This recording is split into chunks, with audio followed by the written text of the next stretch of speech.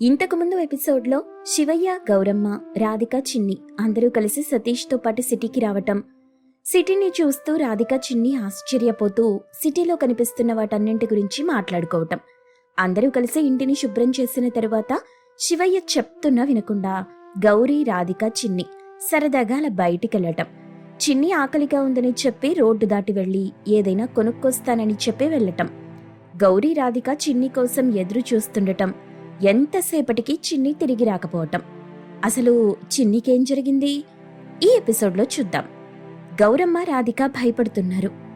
రాధిక, చిన్ని ఎందుకు ఇంకా తిరిగి రావట్లేదు?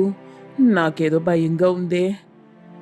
దాని సంగతి తెలిసిందే కదమ్మా, ఎక్కడికెళ్తే అక్కడ అతుక్కుపోతుంది. నువ్విక్కడే ఉండు, నేనెళ్ళి తీసుకొస్తాను. తొందరగా తీసుకురావే, అన్నయ్య వచ్చే టైం అయింది. మనం ఇక్కడే ఉంటే కోప్పడతాడేమో.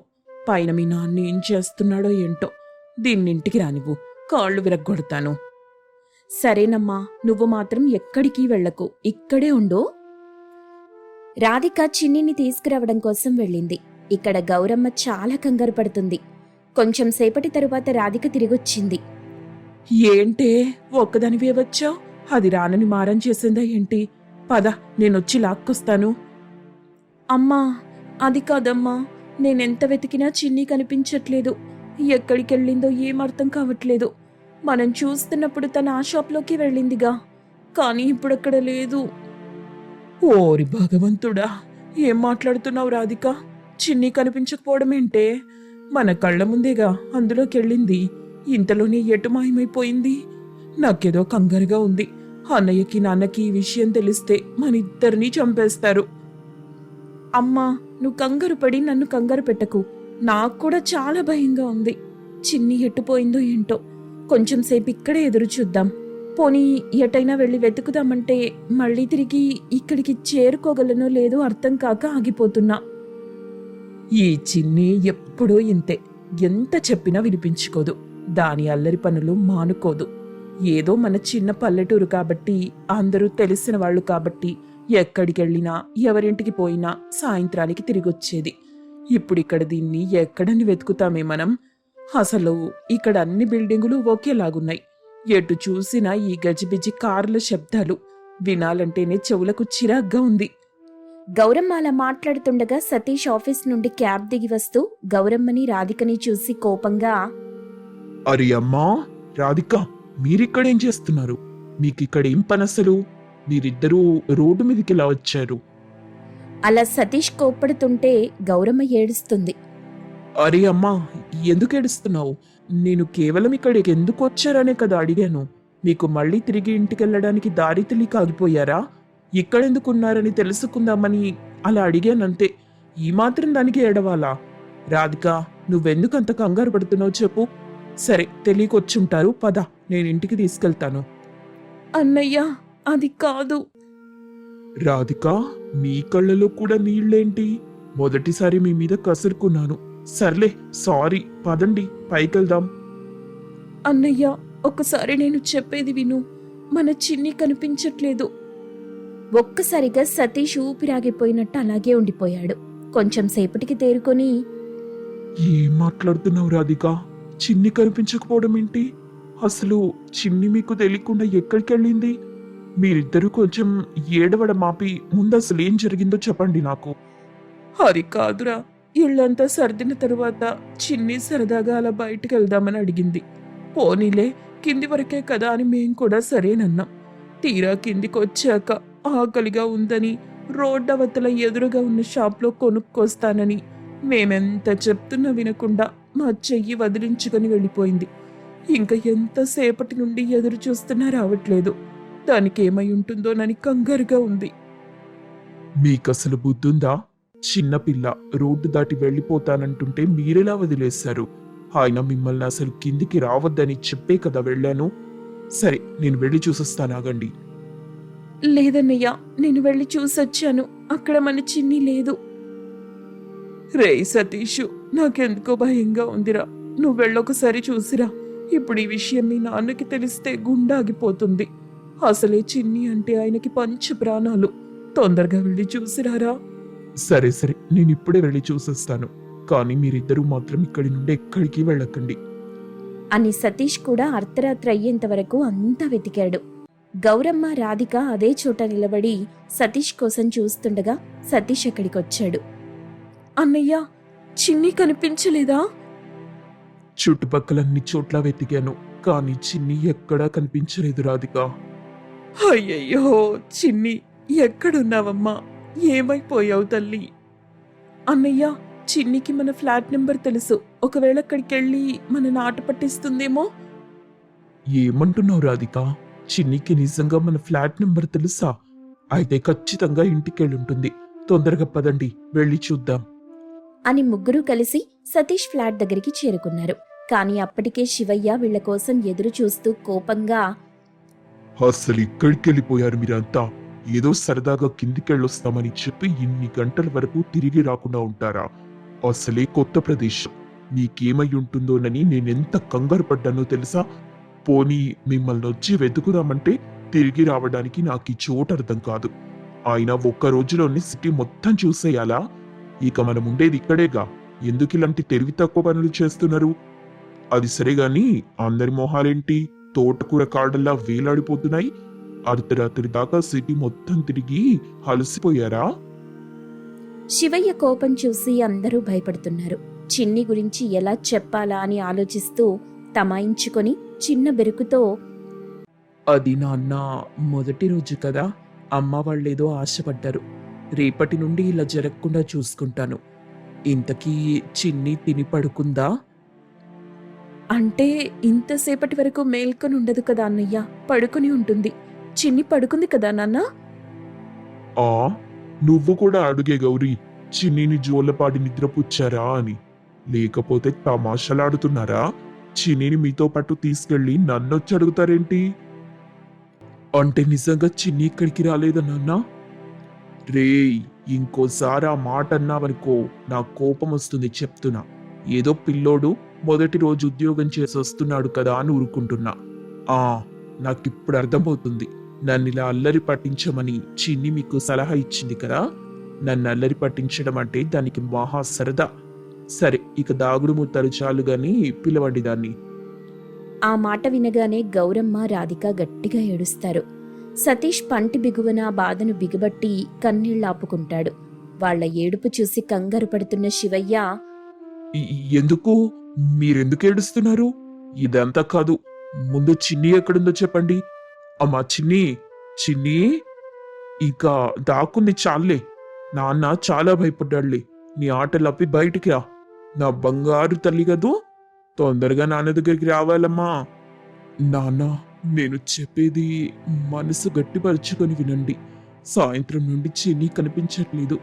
ఎక్కడికి వెళ్ళిందో, తనకేమైందో అర్థం కావట్లేదు అని సతీష్ జరిగిందంతా శివయ్యకి చెప్పాడు.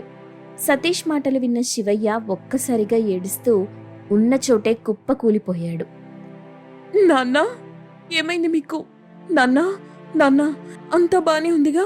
నాన్న, మాట్లాడు నాన్న. ఏవండి, ఏదైనా మాట్లాడండి. మీరలా బిగుసుకుపోతే భయంగా ఉంది నాకు. నాన్న, మన చిన్నికి ఏమవ్వదు. మన ఇంటి కింద ఎక్కడో తప్పిపోయి ఉంటుంది. నేను ఎలాగైనా కనిపెట్టాను, మీరు కంగారు పడకండి. మీకేదైనా అయితే మేమందరం అనాథలమైపోతాం నాన్న. లేదురా, ఈ గుండె చాలా గట్టిది. వాళ్ళకి చిన్ని కనిపించట్లేదని తెలిసినా ఆగిపోకుండా కొట్టుకుంటూనే ఉంది. ఏంటండి ఆ మాటలు? ఇంకెలా మాట్లాడాలి గౌరీ? పుట్టిన దగ్గర నుండి చిన్నిని చూడకుండా ఒక్క పూట ఉన్నదే లేదు. మా అమ్మే చిన్ని రూపంలో మళ్ళీ పుట్టిందనుకున్నా. అలాంటి బంగారు తల్లి ఇప్పుడు నా కళ్ళ ముందు కనిపించట్లేదు. ఎక్కడుందో? ఈ నాన్నని తలచుకుంటూ ఎంత బాధపడుతుందో. ఎలా దాన్ని చేరుకోవాలో అర్థం కావట్లేదు గౌరీ. ఇన్నాళ్ళు తిన్నా తినకపోయినా పిల్లల్ని చూసుకుంటూనే గడిపేశాను. నా చిట్టి తల్లి కనిపించట్లేదంటే నా గుండెంతా భారంతో నిండిపోయింది గౌరీ. నాన్న, మీరలా మాట్లాడకండి, నాకు భయంగా ఉంది. నేను అన్నయ్య ఎలాగైనా వెతికి చిన్నిని రేపటికల్లా తీసుకొస్తాం. అయ్యో దేవుడా, ఎందుకయ్యా మాకింత బాధనిచ్చావు? మా చిన్ని ఎక్కడుందో తొందరగా చూపించు స్వామి. అసలే చిన్న పిల్ల, ఆకలికి తట్టుకోలేదు. ఇప్పుడెక్కడుందో, ఏం చేస్తుందో? నా బిడ్డ ఏదైనా తిన్నదో లేదో? ఇదంతా మీ వల్లే జరిగింది. ఈ రోజు నా బిడ్డ నాకు కనిపించకపోవడానికి కారణం మీరే. ఎన్నిసార్లు చెప్పినా వినకుండా వెళ్లారు. ఇప్పుడు ఇంత పెద్ద సిటీలో ఇన్ని లక్షల మంది జనాల్లో నా బిడ్డని ఎక్కడని వెతకాలి? ప్లీజ్ నాన్న, అలా అనకండి. ఇదంతా కావాలని ఎవ్వరూ చేయలేదు, తెలియకుండా జరిగిపోయింది. నేను రాధికని తీసుకెళ్లి అన్ని చోట్ల వెతికొస్తాను. మీరు అమ్మా ఇంట్లో ధైర్యంగా ఉండండి. అమ్మా, నువ్వు కూడా అంతలా ఏడ్చి మా అందరిని ఇంకా బాధ పెట్టకు. సరే, మేము చిన్నిని వెతకడానికి వెళ్తున్నాం, మీరు మాత్రం బయటికి రాకండి. అని రాధిక సతీష్ అర్ధరాత్రి సమయమని కూడా చూడకుండా చిన్నిని వెతకడానికి బయలుదేరారు. ఇంతకీ చిన్ని ఎక్కడుంది? రాధిక సతీష్కి చిన్ని కనిపిస్తుందా? వాళ్ళు తనని ఇంటికి తీసుకొస్తారా లేదా? తరువాతి ఎపిసోడ్లో చూద్దాం. ఆ రాత్రి ఆలోచనలతో గడిచిపోయింది. మరుసటి రోజు ఉదయం ఎప్పటిలాగే రమ్య షాప్కెళ్ళింది. అక్కడ ఆర్డర్లన్నీ సర్దుతున్న సమయంలో ఆమె తల్లి లక్ష్మి అక్కడికొచ్చింది. అమ్మా, ఎలా ఉన్నావు? తల్లిని చూడగానే రమ్య ఆశ్చర్యపోయింది. అమ్మా, ఎప్పుడొచ్చా ఊరికి? చెప్పపెట్టకుండా వచ్చేసావు. నాన్నెక్కడా? నాన్న రాలేదా? అమ్మా, చాలా ముఖ్యమైన పని మీద వచ్చాం. అదేంటో ఇప్పుడు చెప్పను, తర్వాత చెప్తాను. అప్పటిదాకా నేనుండలేనమ్మా, నువ్వు చెప్పు, విషయమేంటి? ఏం లేదమ్మా, మీ అక్క ఫోన్ చేసింది. వాళ్ళ అత్తగారు పొలం అమ్ముతానని అంటున్నారంటగా, మంచి రేట్లున్నాయని చెప్పింది. అందుకే మీ అక్క ఫోన్ చేసి నాకేం చెప్పిందంటే, ఎవరో బయట వాళ్ళకి అమ్మటం ఎందుకు, ఆ పొలాన్ని మనమే కొని నీకు బహుమతిగా ఇవ్వమని చెప్పింది. పెళ్ళప్పుడు నీకేమివ్వలేదు కదా. అప్పట్లో మన దగ్గర డబ్బు లేదు, కానీ ఇప్పుడు పరిస్థితి వేరుగా ఉంది. మనం కూడా బాగా సంపాదించుకున్నాం. మీ అక్కకి మొదట పెళ్లి చేస్తే అలా జరిగిపోయింది, కానీ దేవుడి దయ వల్ల మళ్ళీ మీ అత్త మంచి సంబంధం తీసుకొచ్చింది. ఇప్పుడు తను చాలా సంతోషంగా పెద్దింటి కోడలైంది. అందుకే నీ గురించి ఆలోచించి ఇదంతా చెయ్యమంది. ఆ మాట వినగానే రమ్య కళ్ళలో నీళ్లు తిరిగాయి. తన మనసులోని బాధ మొత్తం బయటపెట్టింది. అమ్మా, అక్క ఎంత మంచిదమ్మా, కాని నేను నిన్న రాత్రి నుండి ఎంత దిగులు పడ్డానో తెలుసా? అని రాత్రి అరవింద్ అన్న మాటలు, తను పడ్డ అవమానం అంతా తల్లికి చెప్పింది. ఎందుకమ్మా మీ అక్క గురించి అలా తప్పుగా ఆలోచిస్తావు? తనొక కొవ్వొత్తి లాంటిది. తను కరిగిపోతూ ఎదుటి వాళ్ల జీవితంలో వెలుగు నింపాలని చూస్తుంది. అలాంటి మీ అక్క గురించి ఇంకెప్పుడు కూడా తప్పుగా ఆలోచించకు. కొంత సమయం తర్వాత రమ్య తండ్రి అంజయ్య పొలం పత్రాలు తీసుకుని అక్కడికొచ్చాడు. వాటిని చూసి రమ్య ఆశ్చర్యపోయింది. నాన్నా, మొత్తం నా పేరు మీదే రాసేశావా?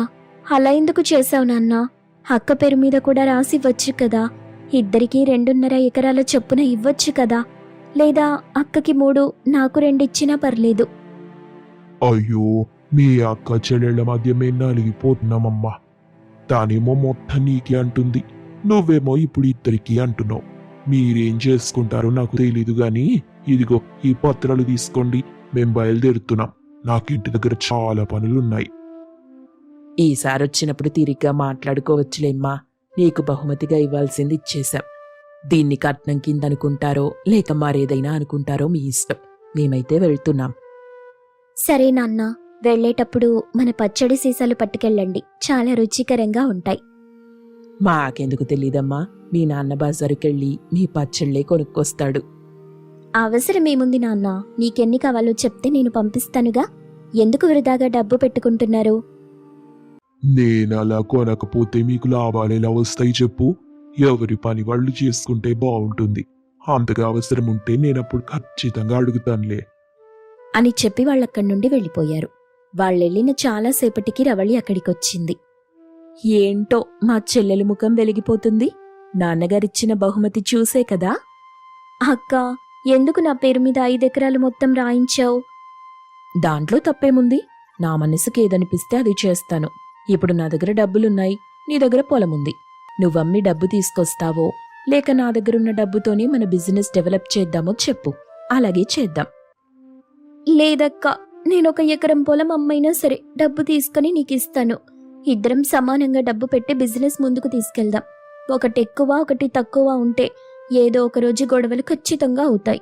అలా గొడవలు జరిగి మనం విడిపోవటం నాకేమాత్రం ఇష్టం లేదు. ఒసై పిచ్చిదానా, నేనలా ఎందుకు చేస్తానే? నేను సరదాగా అన్నాను. నా దగ్గరున్న డబ్బుతోనే బిజినెస్ డెవలప్ చేస్తాను. నాన్నగారిచ్చిన పొలాన్ని నువ్వు జాగ్రత్తగా దాచుకుంటే చాలు. ఇక్కడ నాది నీది అంటూ ఏదీ లేదు. అంతా మనదే. అదొక్కటి గుర్తుపెట్టుకో చాలు. మీ అక్కకి ఏది మంచో ఏది చెడో బాగా తెలుసు. నాకంటే కూడా నా కుటుంబం బాగుండాలని కోరుకునేదాన్ని నేను. అలాంటి నన్ను నువ్వు తప్పు పట్టాల్సిన అవసరం లేదు. అర్థమైందా? రమ్య ఏడుస్తూ రాత్రి అరవింద్ మాటలు విని తను పడ్డ అనుమానాన్ని అంతా అక్కకి చెప్పి క్షమాపణ అడిగింది. ఇంకెప్పుడూ అలా ఆలోచించకు. నన్ను మాత్రం తప్పు పట్టకు. అలాగే నా మనసు గాయపరచకు. అర్థమైందా? సరే అక్క, ఇక మీదటెప్పుడూ ఇలా జరగదు అని అక్క చెల్లెళ్ళిద్దరూ ఒకరినొకరు హత్తుకున్నారు. డబ్బు కంటే అనురాగమే గొప్పదని రమ్యకర్థమైంది. కొంత సమయం తరువాత ఆ డబ్బుతో వ్యాపారాన్ని ఎలా డెవలప్ చేయాలని ఇద్దరూ సీరియస్గా చర్చించుకోవటం మొదలెట్టారు. అక్క, నాకొక ఆలోచన వచ్చింది. మనం ఇలాంటిదే ఇంకొక బ్రాంచ్ ఓపెన్ చేద్దాం. ఒక బ్రాంచ్ నువ్వు చూసుకుంటే మరొకటి నేను చూసుకుంటాను. అప్పుడు మనం ఇంకా ఎక్కువ మంది కస్టమర్లని అట్రాక్ట్ చేయొచ్చు కదా. చాలా బాగుంది రమ్య నీ ఐడియా. మనం వెంటనే ఇంకొక బ్రాంచ్ ఓపెన్ చేద్దాం. ఏదైనా మంచి మెయిన్ సెంటర్లో షాప్ దొరికితే ఇంకా బాగుంటుంది. అయితే ఇంకెందుకు ఆలస్యం? ఇప్పుడే మనం బయటికెళ్ళి ఊరంతా తిరిగి చూద్దాం. అత్తయ్యకి ఫోన్ చేసి ఇక్కడికి రమ్మని చెప్పు. ఆమె షాప్ చూసుకుంటూ ఉంటుంది కదా. మనం వెళ్ళి కొత్త షాప్ సంగతి చూడొచ్చు. రవళి వెంటనే తన భర్త శంకర్కి ఫోన్ చేసింది. ఏవండి, కొంచెం మా అత్తగారిని షాప్ దగ్గరికి రమ్మని చెప్పరా? మేమొక పని మీద బయటికెళ్తున్నాం. శంకర్ సరేనని ఫోన్ కట్ చేసి శాంతమ్మ దగ్గరికెళ్ళాడు. పిన్ని, రవళి నిన్ను షాప్ దగ్గరికి రమ్మంది. నిన్నక్కడ దింపమంటావా? మరేం పర్వాలేదు బాబు. నీకు చాలా పనుంటుంది కదా. ఇక్కడే కదా, నేను వెళ్ళొస్తానులే. శాంతమ్మ షాప్ దగ్గరికెళ్లిన వెంటనే రవళి మరియు రమ్య ఇద్దరూ షాప్ బాధ్యతలు ఆమెకు అప్పజెప్పి కొత్త బ్రాంచ్ కోసం మంచి ప్లేస్ వెతకడానికి బయలుదేరారు. సాయంత్రం దాకా ఊరంతా తిరిగి ఒక మంచి మెయిన్ సెంటర్లో షాప్ కోసం ప్లేస్ని ఏర్పాటు చేసుకున్నారు. ఆ రోజు రాత్రి ఎవరింటికి వాళ్ళు వెళ్ళిపోయారు. రమ్య ఇంటికెళ్లిన తరువాత అరవింద్కి జరిగిందంతా చెప్పింది. చూసావా రమ్య, నేనేమో సరదాగా ఏడిపించడం కోసం అలా మాట్లాడితే నువ్వేమో సీరియస్గా తీసుకుని మీ అక్కని తప్పు పట్టావు. అవును, నిజమే అరవింద్. జరిగిందేదో జరిగిపోయింది గాని మా అక్క భలేగా రెస్పాండ్ అయింది. నన్నస్సలు తప్పు పట్టకుండా చాలా గొప్పగా అర్థం చేసుకుంది. ఇక మా సెకండ్ బ్రాంచ్ కూడా ఓపెన్ అయితే బిజినెస్ ఇంకా బాగా డెవలప్ అవుతుంది. Very good. All the best Ramya. Aravind చెప్పిన విష్కి రమ్య సంతోషంగా నవ్వింది. ఇక రోజులు గడుస్తుండగా వాళ్ళు అనుకున్నట్టుగానే సెకండ్ షాప్ని కూడా ఓపెన్ చేశారు.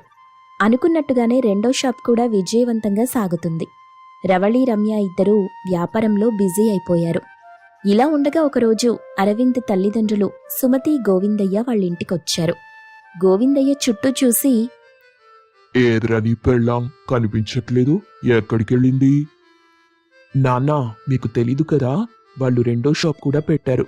పచ్చళ్ళ వ్యాపారం ఇప్పుడు బాగా సాగుతుంది. అందుకే తనకి అక్కడ పనితోనే సరిపోతుంది. వ్యాపారం వ్యాపారం అంటూ ఎప్పుడు దాని చుట్టే తిరుగుతుంటే మరి నిన్నెవరు చూసుకుంటారు అరవిందు? నాకేంటమ్మా, నేను బానే ఉన్నాను కదా. తను నాకు కావలసిన అన్ని ఏర్పాట్లు చేసి అప్పుడే షాప్ దగ్గరికి వెళ్తుంది. మీ సంగతి బానే ఉంది, కానీ ఇప్పుడు మేమొచ్చాంగా. మా ఆరోగ్యాలు బాగోలేవని కోడలుంది కదా అని నమ్ముకొని వచ్చాం. ఇప్పుడు మమ్మల్ని చూసుకునే వాళ్ళెవరూ లేరన్నమాట. మిమ్మల్ని చూసుకోవడానికి నేనున్నాను కదమ్మా, ఎందుకలా కంగారు పడిపోతారు? ఒరేయ్, నువ్వొక చేతగాని వాడిలా మాట్లాడుతున్నావు. రేపొద్దున పిల్ల బాగా డబ్బు సంపాదించి నీకంటే ఎక్కువ సంపాదిస్తున్నానని నీ నెత్తి మీద కూర్చుంటుంది. ఇప్పటికైనా మించిపోయింది లేదు. తన ఇంటి పట్టునే ఉండి నిన్ను చూసుకునేలా ఏర్పాటు చేసుకో, లేకపోతే పెళ్ళాం చేతిలో నువ్వు వాడాల్సి వస్తుంది. జాగ్రత్త. ఆ మాటలు విన్న అరవింద్ మనసు కాస్త బాధపడింది. అయినా ఏమనకుండా తల్లిదండ్రులకి కావలసిన ఏర్పాట్లన్నీ చేశాడు. వాళ్లు భోజనం చేసి విశ్రాంతి తీసుకున్నారు. రాత్రి ఆలస్యంగా రమ్య ఇంటికొచ్చింది. రమ్య, ఉదయం నుండి నీకెన్నిసార్లు ఫోన్ చేశాను. అమ్మా నాన్న వచ్చారు. వాళ్ళకు ఆరోగ్యం సరిగా లేదట. వాళ్ళని మనం జాగ్రత్తగా చూసుకోవాలి. దానికి తగ్గ ఏర్పాట్లు చేస్తావా, లేక నువ్వే ఇంట్లో ఉంటావా? అలాగేనండి, కొన్ని రోజులు ఆ బిజినెస్ బాధ్యత అక్కకప్పజెప్తాను. నేనే ఇంట్లో ఉండి అత్తయ్యని మావయ్యని చూసుకుంటాను. అరవింద్ ఆ మాటకి చాలా సంతోషించాడు. చాలా మంచి నిర్ణయం తీసుకున్నావు రమ్య. కొన్ని రోజులు ఆ వ్యాపారం పక్కన పెట్టి అమ్మ నాన్నల్ని బాగా చూసుకో. అత్తయ్య మావయ్యల బాధ్యత నాది, మీరేం కంగారు పడకండి. మరుసటి రోజు ఉదయం రమ్య కాఫీ తీసుకుని అత్తగారి గదికెళ్ళింది. ఏమ్మా రమ్య, రాత్రి ఇంటికొచ్చేసరికి ఎన్ని గంటలైంది? అలా రాత్రిపూట నీ ఇష్టం వచ్చినట్టు ఆలస్యంగా వస్తే చుట్టుపక్కల వాళ్ళు ఏమనుకుంటారు? ఆడపిల్లకి పద్ధతి ఉండాలిగా. రమ్య ఏం మాట్లాడకుండా కాఫీ ఇచ్చి వెళ్ళిపోయింది. అది చూసి గోవిందయ్య మరింత రెచ్చిపోయాడు. చూసావా సుమతి, ఎంత పొగరో! పెద్దవాళ్ళం మాట్లాడుతుంటే సమాధానం చెప్పకుండా వెళ్ళిపోయింది. దీని పొగరనిచ్చడానికే కదా నేనొచ్చింది. దీని పని ఈ రోజు నుండే మొదలెడతాను. ఏం చేస్తానో చూడండి. ఆ తర్వాత ఏం జరుగుతుంది, అత్తగారు రమ్యని ఏం చేస్తారనేది తర్వాయి భాగంలో చూద్దాం.